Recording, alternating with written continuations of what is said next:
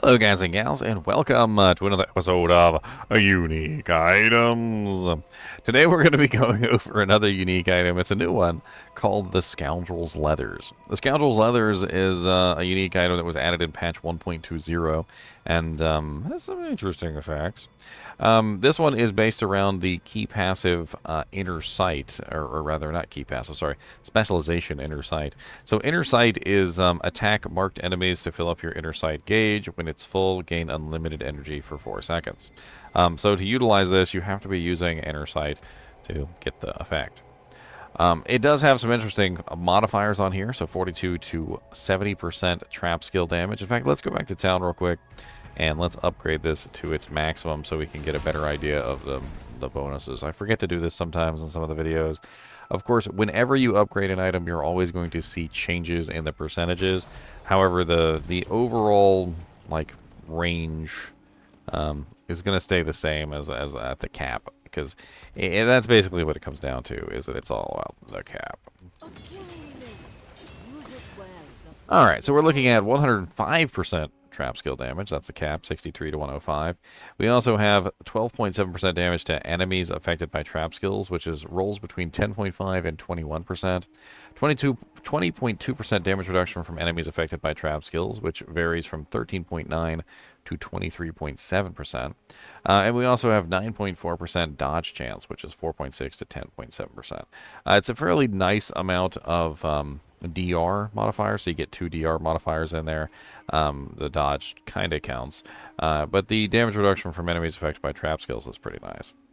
On top of this, you also get the special effect, which is while you have unlimited energy from inner sight, casting a core skill has a 74% chance, 60 to 80 chance to spawn Caltrops, Poison Trap, or Death Trap, rogue only. Now, this means that you do have to actually obtain the inner sight key passive. So attacking marked enemies fills up the gauge, which when it's full gains unlimited energy for 4 seconds, and then you can spam your abilities. So for instance, let's go test this out in the dungeon real quick, and let's see how this would work for us specifically.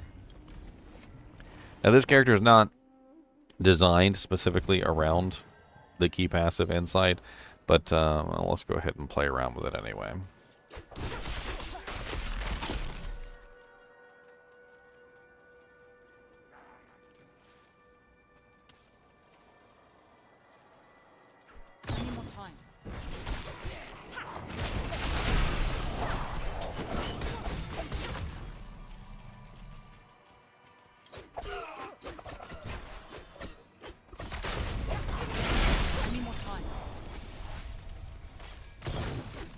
As you can see, we got some Caltrops to spawn.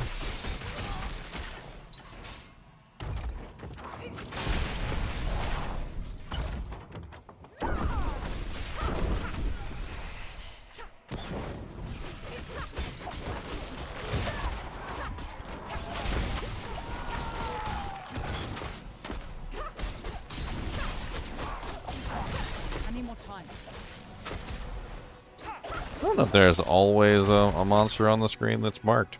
I haven't really played around with the precision one all that much. I do see the gauge down at the bottom. It's down, well, by my resource bar. Definitely having a little bit of trouble.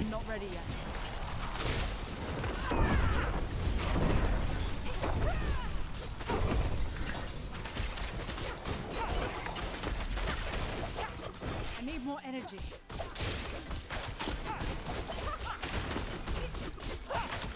It does take some effort to fill that bar, doesn't it?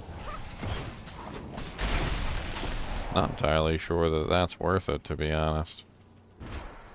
I'm not ready yet.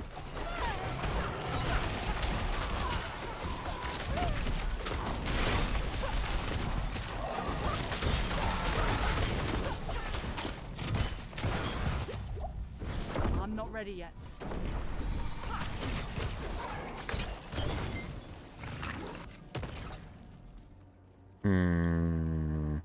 I mean, I guess if you were built around the precision key passive, it could make sense. I'm just having trouble seeing exactly how well it works. It says attacking the marked enemies fills the gauge, but it seems like attacking marked enemies only fills the gauge if you're utilizing a core skill. Because it doesn't seem like it works when you attack them with, say, like a basic skill, for instance. So if I see the marked enemy and I just, like, spam... Oh, no, I guess the basic skill does work. Okay. And then I can just spam my penetrating shot for, like, 4 seconds. Okay. It would take some getting used to, I suppose.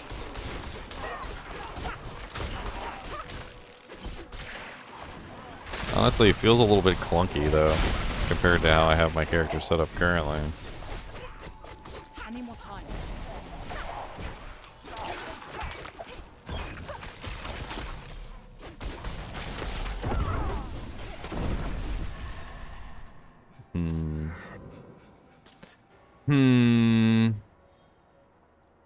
I don't know. I don't know if I'm unimpressed with the effect on it, so much as I'm unimpressed with the inner sights. It's also only like 3 seconds once you get the inner sight to actually proc. So you've got a whole 3 seconds to spam your core skill. I mean, granted, for those 3 seconds, you can totally spam your core skill a lot. You know, like 4, 5, 6 times. But there's a lot of build-up to be able to get to the inner sight. I'm not entirely sure I like that. I actually kind of like the combo points better than the inner sight. That's why I'm using the Condemnation Dagger, which gives me the combo points. But if you were using that, you could totally get free unlimited energy. I'm just not entirely sure how well that would work with a trap build.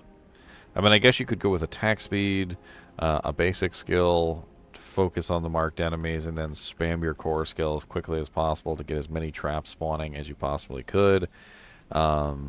I mean, for bosses, if it marks the boss, I suppose that would be pretty easy to get, you know, the core skill thing. So you could get unlimited energy on the bosses relatively easy, because obviously the boss is the only monster there, and you could spam that target as quickly as you possibly could.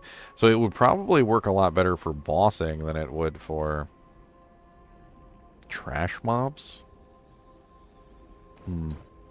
There's also a flavor text on here, which is, rumor has it he lost them in a game of Skull and Anchor, but the boss is a devil with the dice. I think he wanted to give the poor sod something to keep him warm without wounding his pride. I mean, it definitely seems like an interesting trap item. Obviously, you got the trap skill damage, and then you also got the damage reduction from enemies affected by traps, as well as the damage to enemies with traps. So it's very trap-centric, even without the unlimited energy. But at the same time, if you're not utilizing the inner sight to get the free spawns, it might not be worth it even with those bonuses. I feel like you do have to take advantage of the inner sight thing to actually utilize this, which means that you're not going to be utilizing combo points or preparation. You're going to be using inner sight as your main ability. And if that's the case, you might even want to focus on something that can single out those marked enemies in a group of targets. Like, for instance, something like Heartseeker, which is a guaranteed strike on a target. So you could spam Heartseeker on those monsters that are marked to fill your gauge as quickly as humanly possible, instead of something like Puncture, which hits everything around you. And there's definitely some ways I could see that you could build more specifically toward the way that Scoundrel Leathers actually functions and take advantage of the free caltrops, poison traps, and death trap. And if you're set up as a trap rogue, you probably have a really good death trap, really good poison trap, and a really good caltrops, which means it'd be pretty effective dropping them for free all over the map every time you get access to your core skill. It also depends on what core skill you're running, too. So, I'm not sure how I feel about this one. Tell me how you guys feel about this one down in the comments. What's been your experience as a trap rogue utilizing this? Have you seen a good use with it, or is it one of those items that just doesn't really live up to its expectations? Anyway, as always, I do appreciate you guys and gals watching my videos, even when we're just talking about Scoundrels Leathers. And as always, keep watching.